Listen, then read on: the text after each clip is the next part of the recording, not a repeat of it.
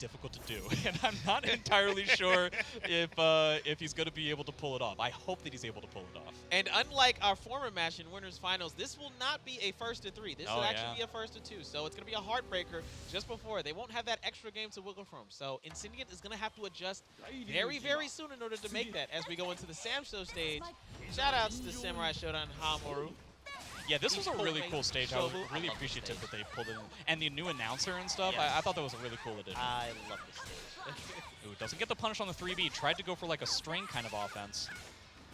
Oh, ends up going with a little bit more 6A. Interesting choice. Okay. Off the side. Nice tech throw right there. Ooh, there's that backup that I was talking about before. No, and that's how you understand people have like really good neutral. Because like that movement into that reaction to the whip punish, that was so cool. That's the whole reason. Wow, that super tech crouch is completely absurd, and I wish it was removed. Anyway. Got him up against the wall. Probably we're going to see a huge amount of wall pressure on this stage that we didn't get to see on the previous stage. A little bit smaller in that regard. Right. So it's really just like trading stage positionings and who can get more out of what. Yep. Putting himself at -2 off of that hit.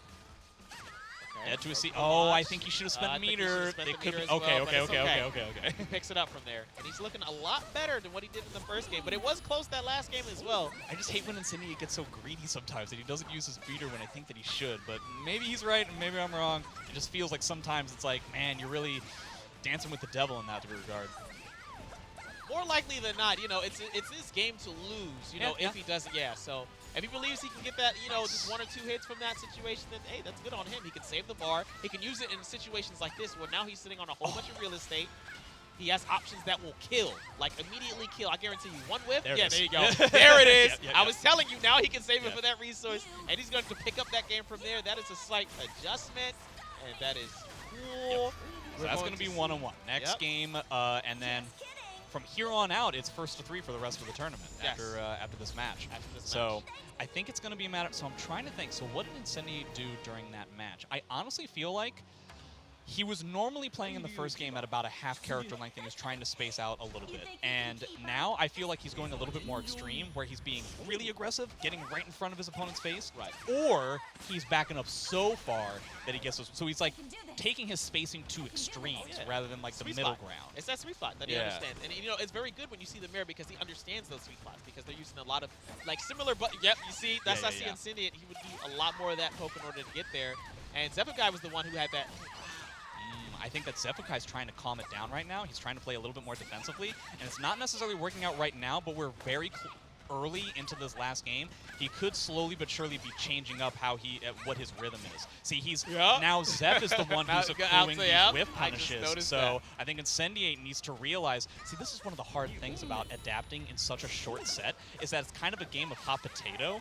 So Zeph didn't have any reason to adapt after the first game. He won the first game. There's no reason to adapt there. And Incendiate is in the exact same situation in this game, which means that Xephukai, because he's great at adaptation, effectively kind of has the initiative, because he knows what he can change in order to make it for the better. And then you have to get into that. It's a different version of Yomi, but then you have to get into, okay, he knows that I know this. Now I have to know this because he knows this. So as we go into the CE, that's going to close out this round.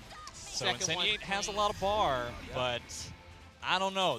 He's going to really need to work hard. He's going to have to hit him a lot of times, short of a ring out, which isn't necessarily Zhanghua's bailiwick. It's going to be just a whole lot of spacing, a whole lot of pokes, and maybe potentially a whole lot of whip punishes if he wants to try and play Zeph's game. Decides to go with Soul Charge instead. That is an interesting choice. It's an expenditure of resources that, again, Zeph is typically the best at when it comes to like resource management. Right. As we saw, we had a short little GI war. You know, they were about to make hard reads on each other. Ooh, no, didn't get the wall pickup from there. Nice pickup. Incendiate has that bar. God, he had to spend another bar just to potentially live out this round. Did not duck the high. I'm not surprised, though. Yeah, that jump A being weird. Kind of pseudo gets a punish on the GI. Not really. I think Xephukai, I think, has definitely put himself in a position where he can win very quickly. He's going for that launcher. If at first you don't succeed, there you have it. Xephukai ends up taking it over Jordan. A very close fight, and I honestly feel like it just had to do with the fact that, like,